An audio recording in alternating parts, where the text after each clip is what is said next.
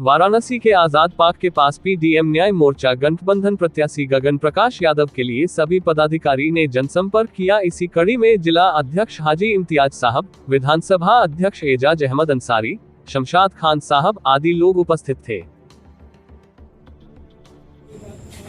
अस्सलामुअलैकुम, मेरा नाम है मकबूल अहमद और आप देख रहे हैं सदाए न्यूज़ वाराणसी। इस समय हम वाराणसी के आज़ाद पार्क क्षेत्र में हमारे साथ all India मजलिस-ए Ittehadul Muslimeen party के कुछ पदाधिकारी जुड़ चुके हैं। जैसा कि आप सभी जानते हैं कि पल्लवी पटेल के साथ ओवैसी का गठबंधन हुआ और उस गठबंधन में गगन प्रकाश यादव वाराणसी से प्रत्याशी हैं। ऐसे में किस तरह की तैयारियां हैं और जिस तरह से भारतीय जनता पार्टी अपना 10 साल का कार्यकाल दिखा रही है, एक बड़ा चैलेंज है गगन प्रकाश यादव के सामने कि एक प्रधानमंत्री को चुनाव में हराना।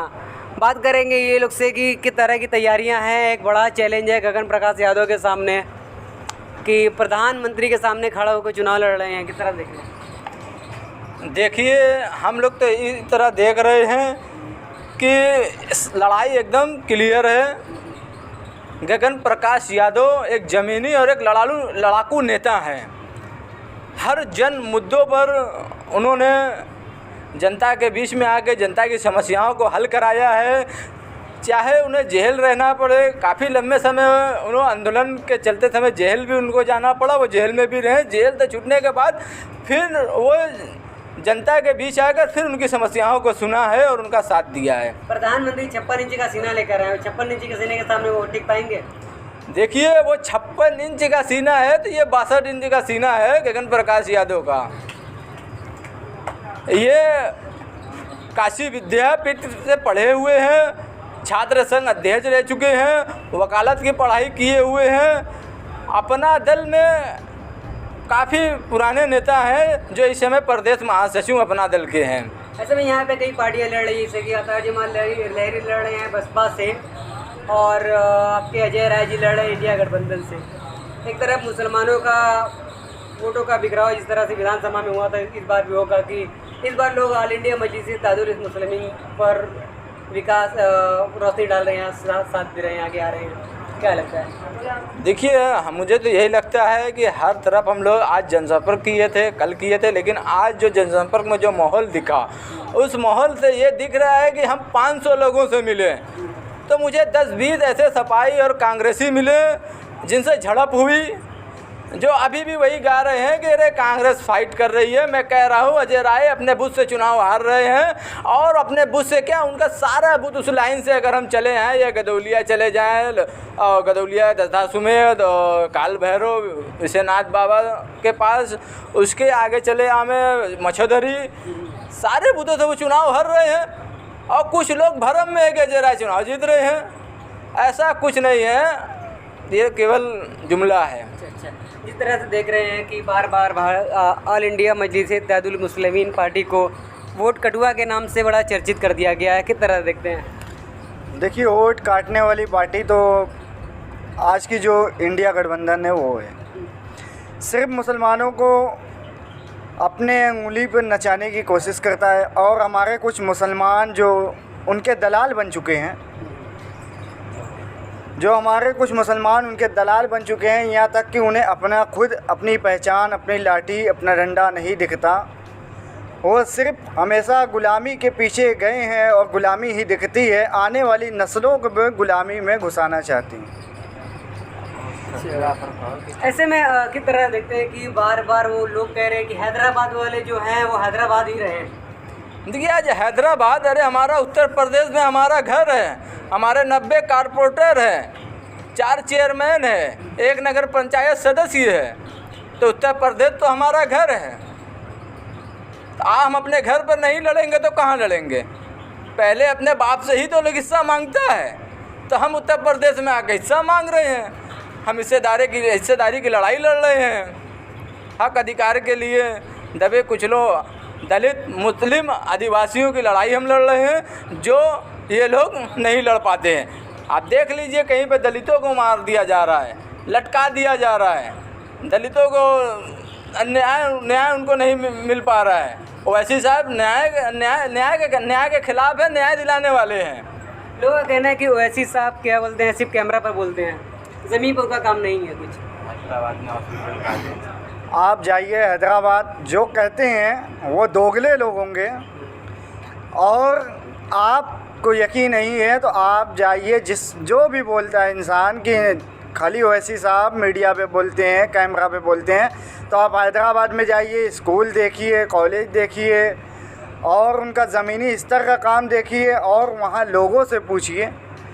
उसके बाद आकर वो बोलें कि खाली ओवैसी साहब मीडिया पे बोलते हैं, कैमरा पे बोलते हैं। और रहेगी अजय राय की बात, तो अजय राय की तो अगर मुसलमान चाहें तो ज़मानत जब्त हो जाए, तमाम मुसलमान मिलकर खाली उसकी ज़मानत बचा लेते हैं, उन्हें कहीं से वोट नहीं मिलता, और वो खुद जानते हैं उन्हें अपने बुत से खुद नहीं वोट मिलेगा। आपके क्षेत्र के सरदार उदार भी उनके साथ हैं, देखिए अजय राय जी के साथ हैं जी, कुछ सरदार हैं लेकिन वो बहुत बदनाम भी हो चुके हैं। सरदार बिल्कुल। किस तरह से देखते हैं? ऐसे सरदारों को मैं सरदार नहीं मानता, दलाल मानता, एकदम साफ। जिसे बुरा लगे हम दलाल मानते हैं ऐसे सरदारों को जो अपनी कौम परस्ती ना कर सके और अपने घर मोहल्लेदारी को अपने मोहल्लेदारी ना निभा सके। वो सिर्फ गुलामी किया है, वो गुलामी ही करता रहेगा, और अपने आने वाली नस्लों को भी गुलामी करवाते हैं, देखना चाहते हैं वो। ऐसे में लोग कह रहे हैं कि अभी मौका नहीं है ओवैसी साहब पर ध्यान देने का, कब देंगे? किस बात का मौका? आप हिस्सेदारी देने के लिए मौका ढूंढेंगे? ये हमारी हिस्सेदारी की लड़ाई है, और सिर्फ मोदी जी से लड़ाई है, इसके बीच कोई नहीं है। अजय राय की ज़मानत जब्त हो जाएगी, बार बार मैं बोल रहा हूँ। जिस दिन मुसलमान एक तरफ हो जाएंगे उस दिन अजय राय जैसे, राहुल गांधी, अखिलेश यादव जैसे लोगों की ज़मानत जब्त हो जाएगी। लोग तो कह रहे हैं कि वोट काटने आप लोग आ जाते हैं। अच्छा, जो कहते हैं बता तो रहे हैं, जो मुसलमान जो गुलाम हो चुके हैं, गुलामी की ज़िंदगी जीना चाहते हैं, वही हैं जो बार बार कह रहे हैं कि ओवैसी साहब वोट काटना चाहते हैं। जो हर एक मुसलमान से जो अपने हिस्सेदारी की बात ना करके अपने घर, अपना मोहल्ला, अपना सब कुछ भूल कर सिर्फ पैसों पर चलने की एहतमाम करते हैं वो। तो ऐसे में किस तरह से देख रहे हैं कि बार बार ये कहा जाता है कि जहाँ से कमज़ोर कैंडिडेट होता है वहाँ से ओवैसी साहब खड़ा कर देते ताकि भाजपा को फ़ायदा पहुँचे। भाजपा को फ़ायदा पहुँचाने, देखिए भाजपा का फ़ायदा पहुँचाने वाले यही लोग हैं। आप देख लीजिए 2009 में जब मुख्तार अंसारी चुनाव लड़ रहे थे तो ये अजय राय कहाँ से चुनाव लड़ रहे थे? समाजवादी से। राजेश मिश्रा कहाँ से लड़ रहे थे? उस समय कांग्रेस से लड़ रहे थे राजेश मिश्रा। अब वो किनके खिलाफ आए? जब देख रहे हैं कि हमारी नैया अब डूब रही है, हमारी नैया डूब रही है और कांग्रेस की बेटे की नैया डूब रही है, तो यही लोग घाटों किनारों जाके नारा लगाएं कि भैया भैया मीवा जीत रहा है, काशी पे मीवा नाराज करे, भारतीय जनता पार्टी मुरली मनोहर जोशी के वोट देके विजयी बनावा। ये अजय राय राजेश मिश्रा का नारा था उस समय। तो बड़े शर्म के साथ मैं कह रहा हूँ कि जो मुसलमान भाई आज कह रहे हैं कि अजय राय को जिताया जाए, तो अजय राय भाई उसका इतिहास देखिए ना। उस समय हम लोग जीत रहे थे, हमारा अंसारी भाई जीत रहा था, गरीबों का मसीहा जीत रहा था। आज दुनिया में नहीं है। उसकी मिट्टी में जब लोगों को देखकर लोगों का इतिहास होश उड़ गया कि भाई ये गरीबों का मसीहा था, ये तो डॉन था। लोग उसको डॉन बोल दिए, माफिया बोल दिए, लेकिन वो असल में गरीबों का मसीहा था जो दुनिया में अब नहीं रहा। ऐसे में लहरी साहब भी लड़ रहे हैं, अतः जमान लहरी साहब, एक इतिहास रहा है कि वो बराबर चुनाव लड़ते रहे हैं। देखिए वो तो अपने भाई हैं, उनका हमेशा काम है कभी इन पार्टियों से कभी उन पार्टियों से उनका चंदा उतारने का काम है, और वो चंदा उतारते हैं, उससे हमें कोई लेन देन नहीं है। उन्हें तो अपना मुस्लिम भाई भी वोट नहीं देगा और चमार और दलित का भी वोट नहीं आएगा। तो कहीं ना कहीं वो तो कह रहे हैं हम बुनकर हैं और बुनकरों के तमाम चीज़ों को हम समझ रहे हैं। वो क्या किए हैं आज तक? सांसद नहीं, इसमें मुद्दों पर बात करेंगे जो भी समस्याएं हैं। चलिए ठीक है, वो कहते हैं हम बुनकर हैं, बुनकरों पर बात करते हैं। वो आज तक बुनकरों के लिए क्या किया है? लाइट का मुद्दा हो, गरीबी का मुद्दा हो, बुनकरों का जो पैसा आता है उस पर मुद्दा हो, ये सब। अगर बुनकर हैं, ये बड़े लीडर हैं, अपने आप को लीडर बताते हैं, तो ये कहाँ है उस वक्त जहाँ लाइट की महंगाई चापी हुई है, आज बेरोज़गारी है, आप बुनकर के रहनुमा बनते हैं तो आप बुनकर के साथ दीजिए। आपने कहाँ धरना दिया, कहाँ क्या किया, इसका जवाब दें। हम तो अपना भाई बोलते हैं, लेकिन शर्म में आती है ऐसे लोगों को भाई बोलते हुए। और रह गई बात आज ये अजय राय को लड़ाने की, हमारा मुस्लिम बहुल्य क्षेत्र ये समझ नहीं पा रहा है कि काशी की सीट सबसे अहम मानी जाती है, तो क्यों नहीं अजय राय, अखिलेश यादव हो गए अजय राय के हटाकर, डिम्पल भाभी हो गई, इन सब मुसलमानों की जो भी उनके बहुत चाहने वाले हैं, हाँ बड़े चेहरे, क्यों नहीं लड़ रहे हैं? क्योंकि ये राजनीति है कि मुसलमानों को अपने आप का वोट हमारे अजय राय दलाल को दिया जाए और यहाँ से सिर्फ मोदी जी निकले, और हमारी लड़ाई मोदी जी से है। ऐसे में किस तरह से देखते हैं, अपना परिचय दीजिए चैनल पे। मैं मोहम्मद सलीम अंसारी, वार्ड नंबर 80 से वार्ड अध्यक्ष। कहाँ है आप लोग को वोट कटुआ कहा जाता है?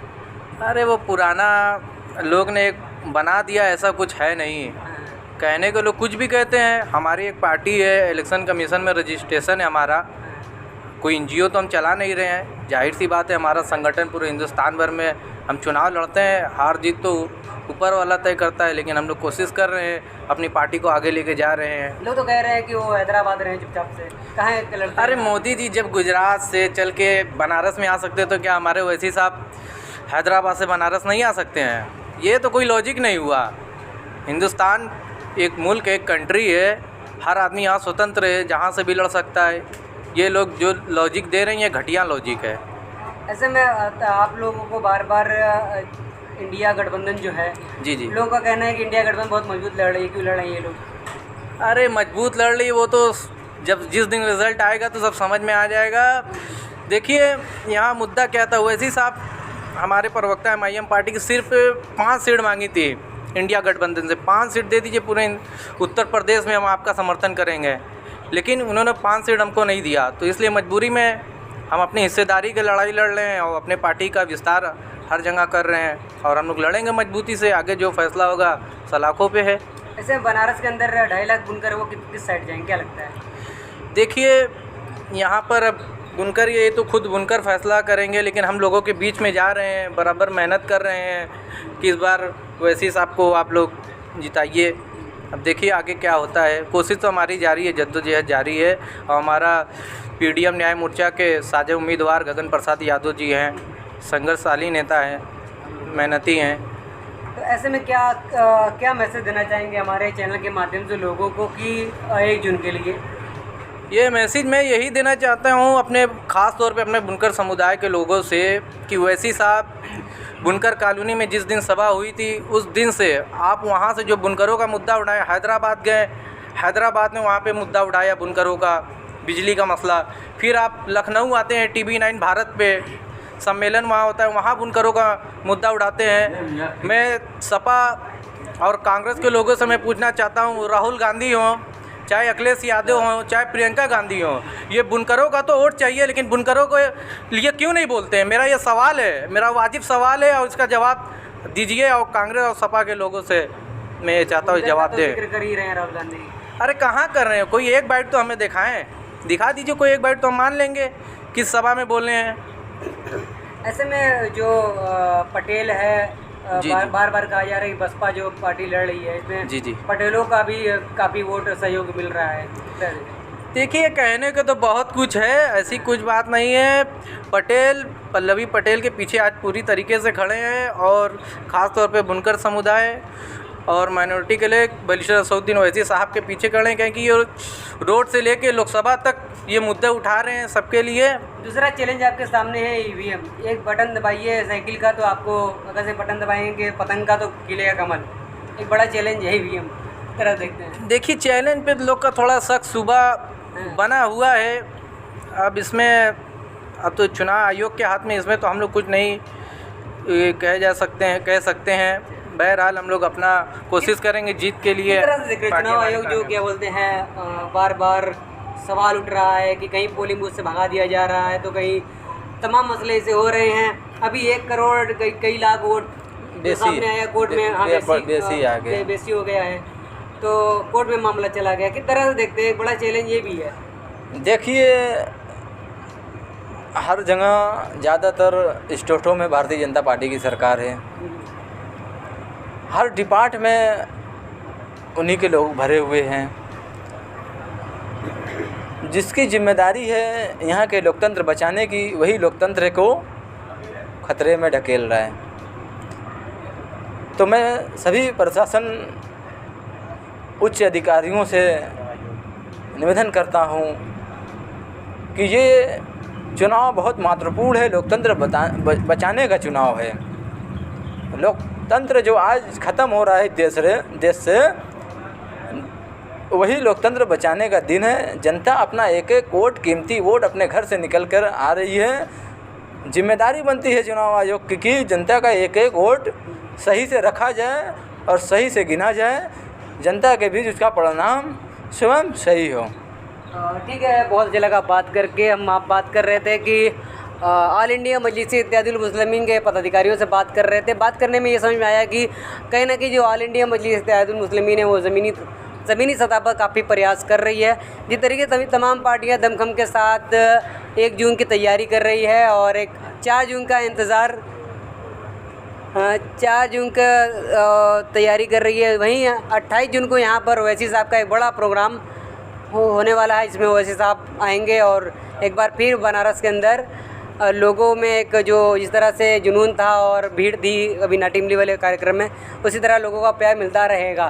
तो चैनल पर नए हैं तो सदाए न्यूज़ चैनल को लाइक करें, सब्सक्राइब करें, दोस्तों में शेयर करें। हमारे साथ खास रिपोर्ट कर रहे थे समीर साहब। मिलते हैं अगली अपडेट में।